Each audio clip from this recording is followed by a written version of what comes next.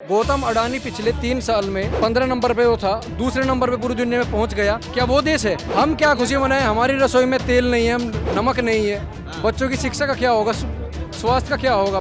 जब तनख्वाही नहीं पूरी आएगी तो किस बात की खुशी? पेट में कुछ होगा तभी तो खुश होगा ना आदमी। और अगर हमारी मांगों को नहीं माना गया तो भविष्य में हम रेल का चक्का जाम करने से पीछे नहीं हटेंगे। आत्मनिर्भर का मतलब क्या है? अगर सब चीजें हमको खुद ही करनी है, पूरे देश का मैनेजमेंट, तो सरकार क्यों है? फिर सरकार बोलते कि आत्मनिर्भर बनो, हम भी जा रहे हैं। क्यों चुनाव होते हैं इस देश में? हाँ, तो मंदिर बनाने का मतलब है 1000 भिखारियों को और पैदा करना। हाँ, सच बात है, 70 साल में रेल की बिक्री नहीं हुई थी, अब हो रही है। 70 साल में इस देश के एजुकेशन सेक्टर का, हेल्थ सेक्टर का प्राइवेटाइजेशन नहीं होता था, अब हो रहा है। 70 साल में पे कमीशन लगातार आता था, इस बार डिले हो रहा है। ये सब चीजें, जितना भी नुकसान की चीजें 70 साल में पहली बार हो रही है, एकदम सही है। बल्कि राम को बदनाम करने वाले सबसे बड़े लोग ये हैं। राम के राज में कोई भूखा नहीं मरता था, आज मर रहे हैं। प्रदर्शन इस चीज को लेके है, 1 जनवरी 2004 के बाद जो भी सरकारी कर्मचारी देश में भर्ती हुए हैं, उनके लिए एनपीएस नाम की नेशनल पेंशन स्कीम नाम की व्यवस्था सरकार ने कर रखी है।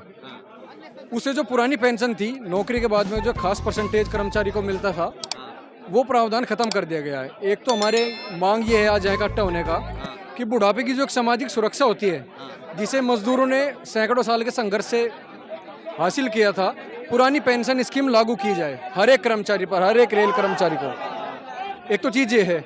दूसरी ये है कि कोरोना काल में हमारा 18 महीने का डीए रुका हुआ है। एक हर 6 महीने जो एक महंगाई भत्ता मिलता है, पूरे देश में महंगाई बढ़ रही है, नेता लोग तो अपना कर लेते हैं, लेकिन हम भाई तो क्या हो गया? महंगाई बढ़ी तो मोदी जी घर थोड़ी लेके जाएंगे पैसा? घर लेके नहीं जाएंगे तो कहाँ जाएंगे लेके? देश के तो लगा रहे हैं। देश का मतलब क्या होता है? हम ये पूछना चाहते हैं मोदी से, देश का मतलब क्या? देश का मतलब कुछ। गौतम अडानी पिछले 3 साल में 14वें नंबर से 15 नंबर पे वो था, दूसरे नंबर पे पूरी दुनिया में पहुंच गया। क्या वो देश है? तो खुशी मनाइए ना, आपके देश का नाम। हम क्या खुशी मनाएं? हमारी रसोई में तेल नहीं है, नमक नहीं है, बच्चों की शिक्षा का क्या होगा, स्वास्थ्य का क्या होगा? जब तनख्वाही नहीं पूरी आएगी तो किस बात की खुशी? पेट में कुछ होगा तभी तो खुश होगा ना आदमी। मोदी जी शेर है, शेर पाला है तो उनका तो करना पड़ेगा ना भाई। हाँ, तो जिनके लिए शेर है वो भुगते। रेल कर्मचारी है तो उनको खाएगा क्या शेर? शेर है तो हमको तो खा रहे हैं शेर। अब जो बाघ है वो अगर हिरण को खाएगा, शेर अगर हिरण को खाएगा तो हिरण खुश थोड़ी ना होगा उससे। शेर जिनके लिए है वो है। लोगों को ये कहने के पीछे है जो मीडिया है आज का, उसका इतना प्रचार लोगों के दिमाग में है कि सच्ची एक जो साफ सच्चाई है वो भी लोगों की दिख नहीं रही है। अगर बेरोजगारी देश में इतनी है, महंगाई भत्ता कर्मचारियों को रुका हुआ है, जिसकी नौकरी लग गई वो वैसे डर में है, जिसकी नहीं लगी उसको ये संकट है कि लगेगी कैसे। आप रेलवे में सरकारी एम्प्लॉय है जी। फिर क्या डर है आपको?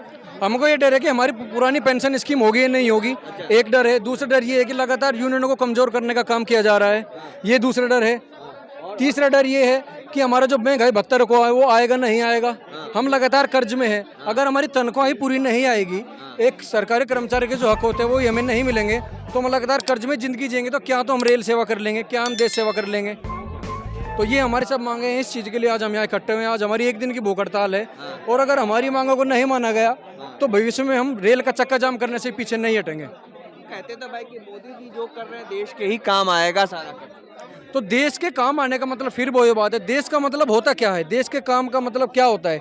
जो 15 लाख कर्मचारी रेल में है वो क्या देश में नहीं है? जो करोड़ों की संख्या में बेरोजगार है, जो इंतजार में है कि कब वैकेंसी निकले, कब नोटिफिकेशन निकले, वो भर्ती होंगे, क्या वो देश नहीं है? तो वो तो कह रहे आत्मनिर्भर बनो, पकड़ा चलो। आत्मनिर्भर का मतलब क्या? फिर रेल कौन चलाएगा? फिर सरकार किस लिए है देश में? अगर आत्मनिर्भर ही आदमी बनेंगे तो सरकार को डिसॉल्व कर देना चाहिए। वो टैक्स किस लिए लेती है हमसे? आत्मनिर्भर का मतलब क्या है? अगर सब चीज़ें हमको खुद ही करनी है, पूरे देश का मैनेजमेंट हमको खुद ही करना है, तो सरकार क्यों है? फिर सरकार बोलते कि आत्मनिर्भर बनो, हम भी जा रहे हैं। क्यों चुनाव होते हैं इस देश में? वहाँ तो सरकार नहीं बोलती हम आत्मनिर्भर है, वहाँ तो सरकार हमारे ऊपर निर्भर हो जाती है। सरकार मंदिर बना रही है ना, उज्जैन में देखिए अभी महाकाल। हाँ, तो मंदिर बनाने का मतलब है 1000 भिखारियों को और पैदा करना। इस देश में पहले 1 लाख मंदिर है, न मस्जिदों की कमी है, न मंदिरों की कमी है। जिस चीज़ की कमी है वहाँ सरकार पैसा लगा नहीं रही है। हमारे टैक्स का पैसा मंदिरों में लगाया, तो ये कौन सा न्याय है? इस चीज़ का गुस्सा हमें है। सरकार मुसलमानों को टाइट कर रही है, ये भी कहा जाता है। हाँ, तो मुसलमान क्या इस देश के नागरिक नहीं है क्या? और मुसलमानों को टाइट नहीं, वो सबको टाइट कर रहे हैं, उसमें हिंदू भी है, मुस्लिम भी है।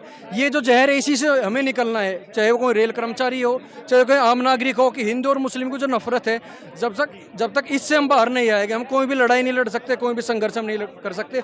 और सरकार चाहती है कि कोई कर्मचारी हो या आम नागरिक हो, वो हिंदू और मुसलमान में बट जाए, ताकि असली समस्या की तरफ वो ध्यान ना दे सके। इतिहास को तोड़ मरोड़ के हमको डिमोटिवेट करके 20 तरीके से सरकार परपंच रचती है कि कर्मचारी सही मुद्दों पे ना लड़ सके, कोई भी नागरिक सही मुद्दों पे ना लड़ सके। लेकिन हम चाहते हैं कि सरकार की इस चाल का भंडाफोड़ हो, हर कोई संघर्ष करे, सरकारी कर्मचारी संघर्ष करे, आम नागरिक संघर्ष करे और देश की जनता भी इस चीज़ को जाने कि ये संघर्ष केवल उसका रेल कर्मचारी का नहीं है, ये हर एक नागरिक का संघर्ष है, ये आने वाली पीढ़ियों का संघर्ष है। भाई 70 साल में जो नहीं हुआ वो मोदी जी करके दिखा हाँ सच बात है, 70 साल में रेल की बिक्री नहीं हुई थी, अब हो रही है। 70 साल में इस देश के एजुकेशन सेक्टर का, हेल्थ सेक्टर का प्राइवेटाइजेशन नहीं होता था, अब हो रहा है।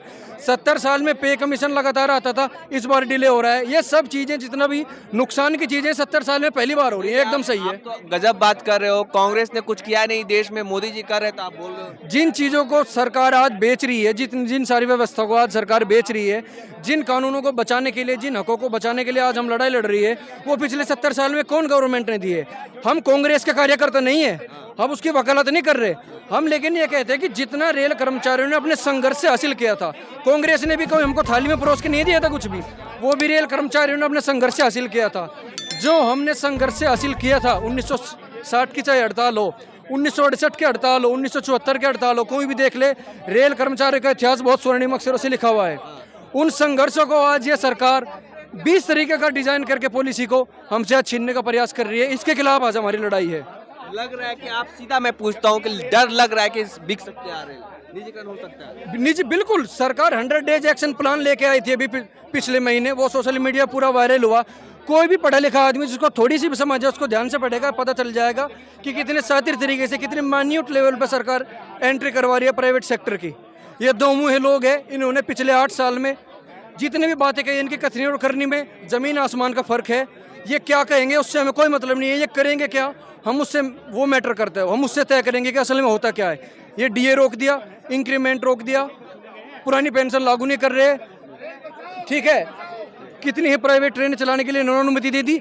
ये है वो चीज़ें जो है ग्राउंड पे कर रहे हैं। इससे तय हो गया कोई भी गवर्नमेंट करती क्या है, वो भाषण में क्या बोलते हैं, जुमले क्या देते हैं, इससे कुछ फर्क नहीं पड़ता। ये सब जो कर रहे हैं आप लोग मध्य प्रदेश में हो रहा है जी, हमारी जितनी भी डिवीजनें हैं। मुद्दे पे बात टीवी पे आप देखते हैं कि हो रहा है कुछ नहीं? टीवी पे क्यों होगा मुद्दे पे बात? जिन लोगों के टीवी है, टीवी पे आज सबका कॉर्पोरेट का कब्जा है, कॉर्पोरेट के कब्जा करना है रेलवे पे। अगर ये डिबेट जो आज यहाँ ग्राउंड पे हो रही है, अगर ये डिबेट टीवी चैनल पे चलेगी तो फिर उनको तो भंडा फोड़ हो जाएगा।